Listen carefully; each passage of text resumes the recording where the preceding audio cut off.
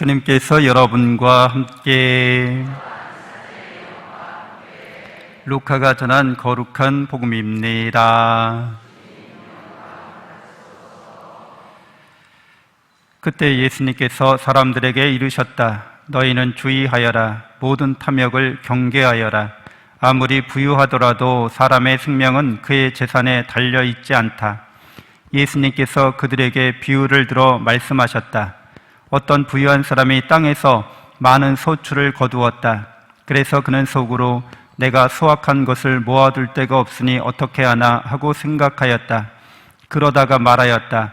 이렇게 해야지. 곡간들을 헐어내고 더 큰 것들을 지어 거기에다 내 모든 곡식과 재물을 모아두어야겠다. 그리고 나 자신에게 말해야지. 자, 내가 여러 해 동안 쓸 많은 재산을 쌓아두었으니 쉬면서 먹고 마시며 즐겨라. 그러나 하느님께서 그에게 말씀하셨다. 어리석은 자야, 오늘 밤에 내 목숨을 되찾아 갈 것이다. 그러면 네가 마련해둔 것은 누구 차지가 되겠느냐? 자신을 위해서는 재화를 모으면서 하나님 앞에서는 부유하지 못한 사람이 바로 이러하다. 주님의 말씀입니다.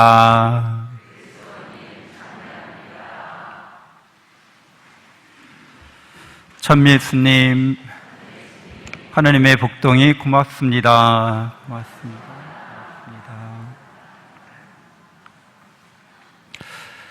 네, 오늘 우리는 한가위 명절을 미사를 봉헌하면서 지내고 있습니다.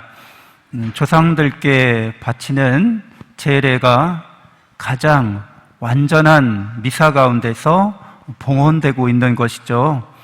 하느님께서는 예수 그리스도의 희생제사인 미사를 통해서 우리를 죄악과 죽음에서 구원해 주십니다.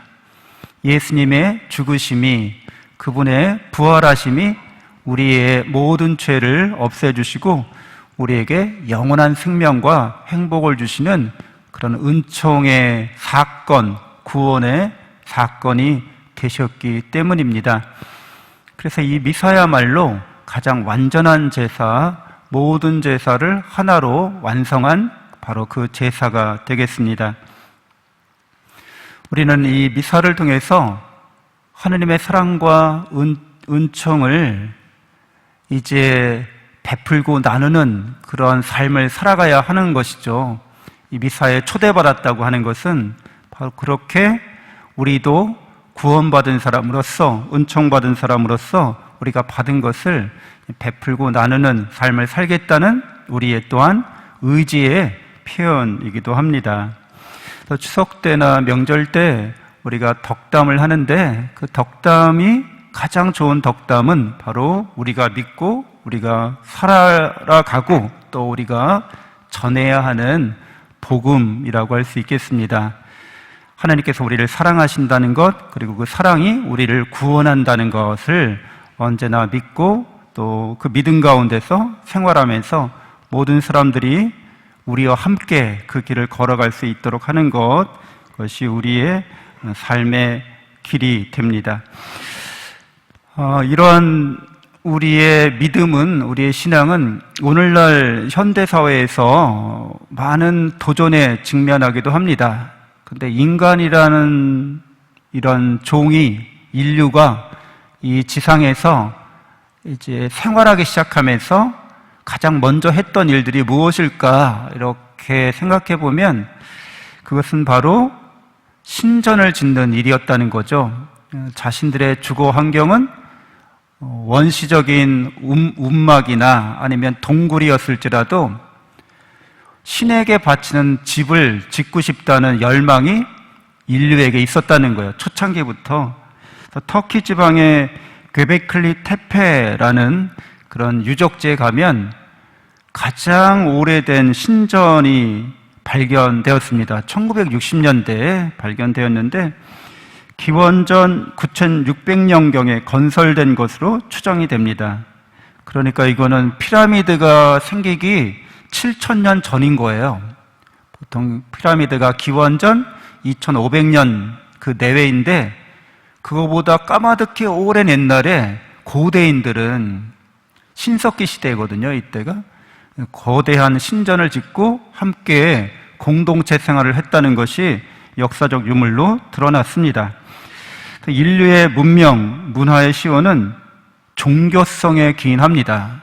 사람들이 이 세상에서의 삶이 전부라고 생각하지 않고 아주 고대부터 사후세계를, 그리고 초자연적인 신의 세계를 꿈꿔왔던 거죠. 농업혁명 이전에 수렵 채집을 하던 시기에 이렇게 시족 단위로 살던 사람들이 함께 모인 거죠. 부족을 이룬 거죠. 그리고 여러 부족 연맹체가 이 퀘베클리 테페 지역에 모여서 거대한 종교적 구조물들을 세우기 시작하는데, 높이가 한 5, 6m 정도 되는 이런 T자형 석상을 세우고 거기에 자신들의 부족의 토템들을 거기에 조각을 합니다. 그리고 이곳에서는 장례를 지르던 유골들이 발견되는 거죠. 이러한 종교심과 신앙심으로 인류는 이렇게 신전을 건축하면서 제례를 지내면서 드디어 공동체 생활을 하게 이른 겁니다. 같이 모여 사는 거죠. 많은 인구가 함께 모여서 이제 문명을 이룩하기 시작합니다. 모든 문화권 안에서 음식과 곡물에 대한 그걸 추수하면서 감사 제사를 올리기 시작한 거죠. 그리고 조상과 가족에 대한 종교 예식을 지내기 시작합니다. 보편적이라는 거죠. 모든 문화권 안에서 인류가 문화 생활을 하고 문명을 시작할 때 이런 일들이 있었습니다. 그래서 우리 민족이 지내는 이 추석도 같은 그런 모든 문화권 안에서 보여지는 추수감사제, 조상제례라고 할 수 있겠습니다. 이러한 추수제, 감사제, 조상에 대한 제례의 기본 핵심은 감사의 마음, 고마움의 마음을 드러내는 거죠.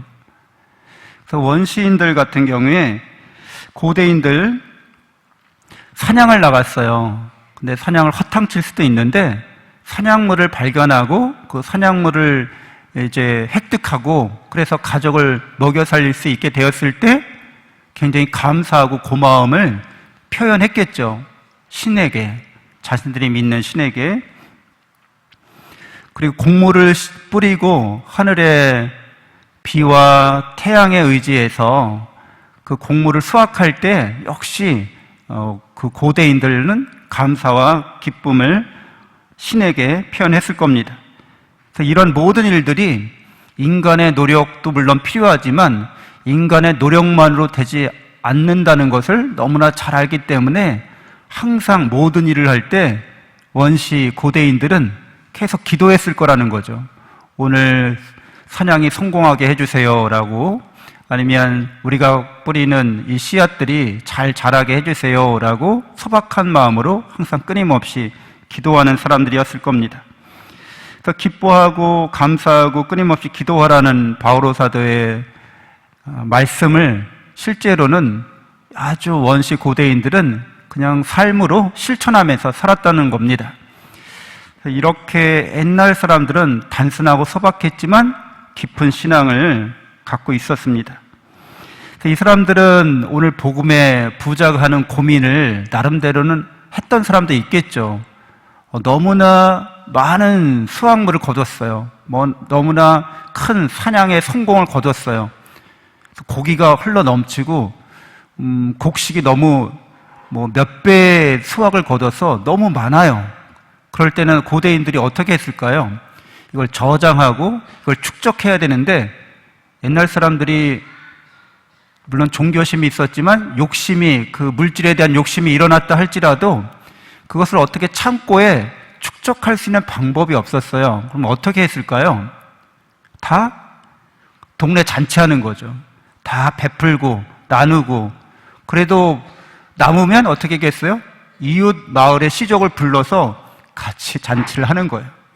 그래서 많은 사람들이 화목하고 또 기쁨의 자리를 함께 누리면서, 또 다른 마을에서 만약 이런 일이 일어나면 우리가 저번에 대접을 받았으니까 그 마을 사람 초대하자 해서 서로가 서로 상부상조하는 이런 모습을 보인 거죠. 그래서 아메리카 원주민들의 그런 포틀레치라고 하는 행사가 있다고 하죠. 여러 부족들이 있는데 그 부족들에서 부족장이 포틀레치라고 하는 행사를 하게 되면 자기가 가진 재산을 다 부족민들에게 나누어 주는 거예요. 그리고 또 그 부족들은 자신들이 부가 너무 많아지면 이웃 부족을 초청해서 자신들이 가진 부를 과시하면서 그걸 다 나누어 주는 거예요.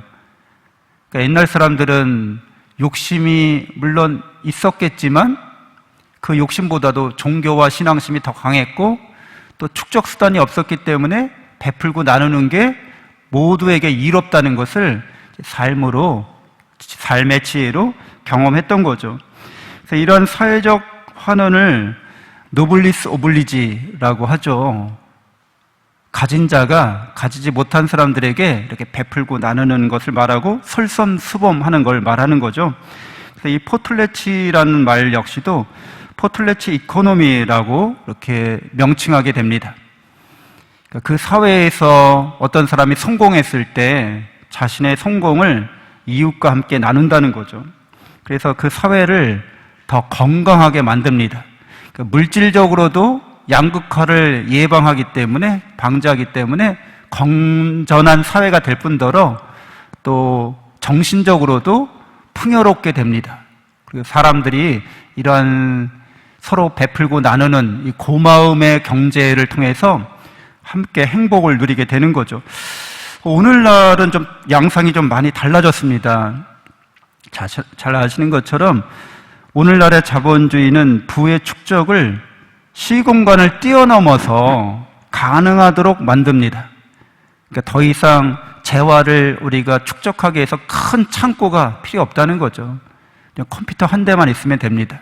그리고 모든 자산을 디지털화해서 시공간을 뛰어넘어서 자신의 욕망을 그렇게 디지털 자산으로 축적시킬 수가 있게 된 거죠. 그래서 미국의 오늘날 자본주의가 상위 1%에 해당되는 사람들이 국부의 40% 이상을 차지하고 있다고 합니다. 그러니까 초슈퍼 리치들인 거죠. 울트라 슈퍼 리치들입니다. 이들은 아주 극소수이지만 그 사회의 모든 자산을, 국부를 이제 소유하고 있는 거죠. 근데 이렇게 양극화가 심화되면 그 사회는 이제 건강하지 않게 되는 거죠.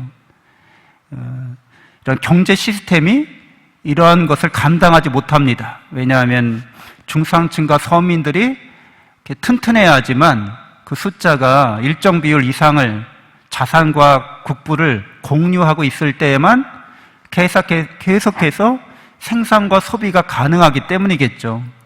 그러니까 부가 양극화되면 소비할 수 있는 사람들이 없기 때문에 생산에도 그것을 이익으로 연결시킬 수가 없게 되는 것은 너무 당연하겠죠. 그래서 무한한 탐욕을 만족시키는 경제 시스템은 지속 가능할 수 없다는 것이 역사적인 교훈입니다. 역사를 살펴보면 어떤 공동체가, 어떤 국가가 멸망하게 되는 이유의 가장 중요한 핵심은 그 사회가 부가 양극화되었다는 거죠. 그래서 마음도 양극화됩니다. 정치, 경제, 사회, 문화가 모두 양극화돼서 그 사회에서 분란과 갈등이 계속해서 커가는 거죠. 그래서 외부적인 충격이 조금만 와도 그냥 그 사회는 붕괴해 버립니다. 그래서 신앙인들은 모든 재화가 하나님의 은총이고 선물이라는 것을 잘 깨달은 사람들이죠. 원시 고대인들은 그거를 그냥 자연적으로 깨달아서 그렇게 살아갔지만 오늘날 자본주의가 극도로 발달한 이 시대에도 신앙인들만큼은 이 모든 것이 하나님의 은혜라는 것을, 은총이라는 것을, 그 진리를 깨닫고 사는 사람들입니다. 그래서 이렇게 무한한 욕망, 인간이 갖고 있는 이 욕망이 물질로는 채워질 수 없다는 것을 깨닫고 확신하는 사람들이 바로 신앙인들인 거죠.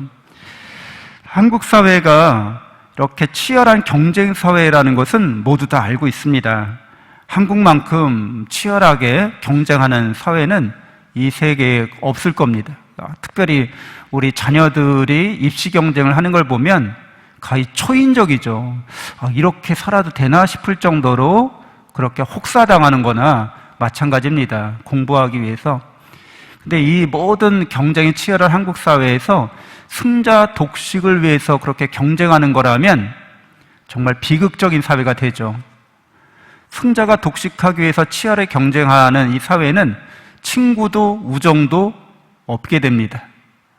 그리고 악착같이 살아남아서 성공하는 사람들은 피도 눈물도 없게 됩니다.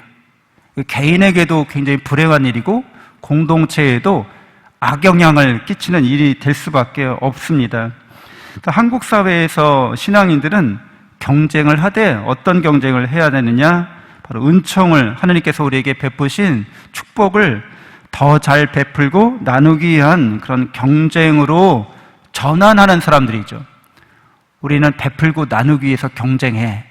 우리는 하나님께서 우리에게 주신 이 은총을 다른 사람들에게 전하려고 경쟁해. 복음을 전하려고 우리는 선의의 경쟁을 해.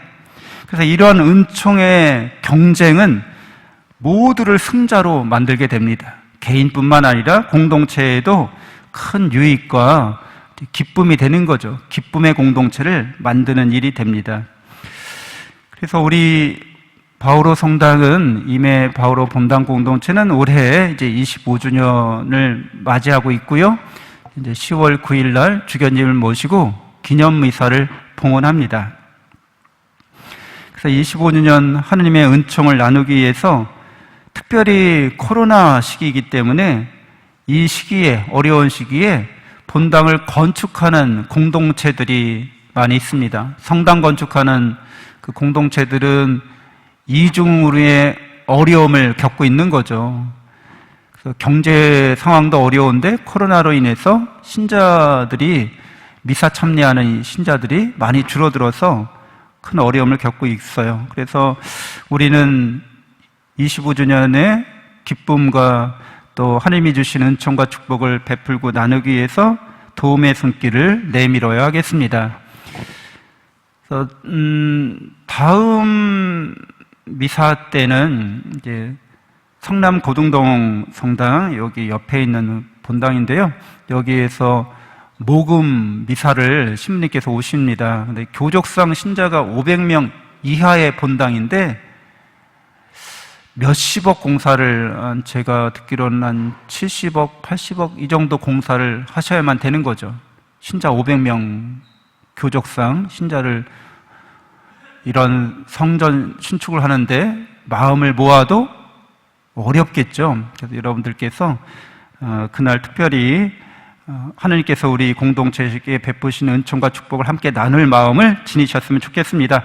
또 본당의 사회복지 활동을 강화해야겠습니다. 사회복지 분과장님이 안 계세요.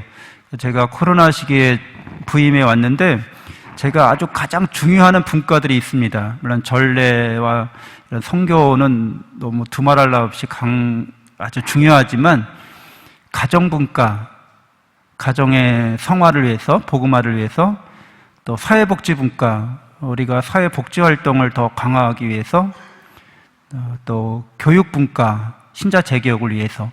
근데 세 분과가 없더라고요. 그래서 그 시기에는 뭐 본당 3억이 일시 정지된 상황이긴 해서 뭘 할 수도 없거니 해서 그대로 지내긴 했지만 이제는 일상화되면서 엔데믹으로 접어들면서 이런 분과장님들이 필요합니다. 교육분과장님과 또 가정분과장님은 이제 선임이 되셨는데 사회복지분과장님이 아직 공석입니다. 우리가 교족상 신자가 8,000명에 달하기 때문에 분명히 이 안에는 일하실 분, 봉사하실 분이 있으실 거예요. 그래서 저는 여러분들과 함께 기도하면서 우리 공동체가 하나님께서 베푸시는 은총과 축복을 잘 사회에서 환원하고 사회의 복음화를 위해서 복지활동에 봉사하실 분을 구합니다. 그리고 사실 여기 교회 안에서 봉사하는 거는 물론 어렵고 힘든 면도 있지만 기도하고 하나님의 은총 안에서 일하다 보면 다 우리에게 유익이 되고 우리 신앙 성장에 도움이 되는 일입니다. 우리에게 축복이 되는 영예스러운 일이기 때문에 신부님이 이렇게 부탁하면, 본당 신부가 부탁하면 한두 번은 그냥 사양할 수 있죠. 우리나라 예의잖아요. 한두 번은 이렇게 아닙니다 하지만 이렇게 또 얘기하면 그때는 이제 순종하는 마음으로, 그게 가장 겸손한 거죠.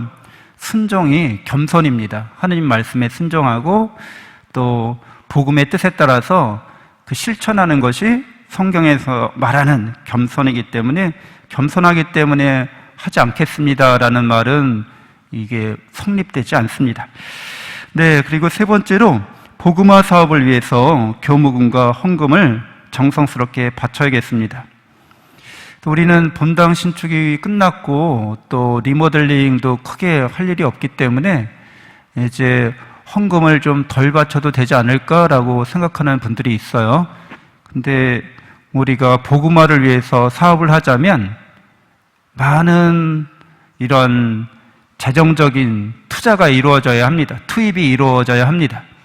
그냥 우리끼리만 지금대로 현상 유지하면서 살지 그러면 그렇게 뭐 많이 헌금하실 필요도 없고 현상 유지만 하면 되는데, 교회의 존재 이유는 복음을 전하기 위해서인 거죠. 그럼 복음을 전하기 위해서 우리가 어떤 일을 하고자 할 때 거기에 재정 투입도 동시에 이루어져야 합니다. 네, 우리가 복음을 전하지 않겠다고 생각하거나 그 일이 중요하지 않겠다고 생각하게 되면 그러면 이런 헌금도 사실 별 의미가 없게 됩니다. 우리의 삶이 온전하게 하느님의 복음을 전하는 데 있어서 교회 공동체가 그 일에 최선을 다할 수 있도록, 또 우리가 생활하면서 이렇게 헌금하고 봉헌할 수 있도록 복음의 은총으로 우리가 하는 일들이 충만될 수 있도록 해야겠습니다. 네, 우리 추석 명절 보내시면서 가족들 우리가 신앙의 은총의 이런 덕담을 나누시고 함께 나누시며 베풀고 나누는 모든 것들이 하나님께 영광이 되도록 가족들이 서로 화목할 수 있어야겠습니다. 잠시 그런 은총 구하면서 묵상하겠습니다.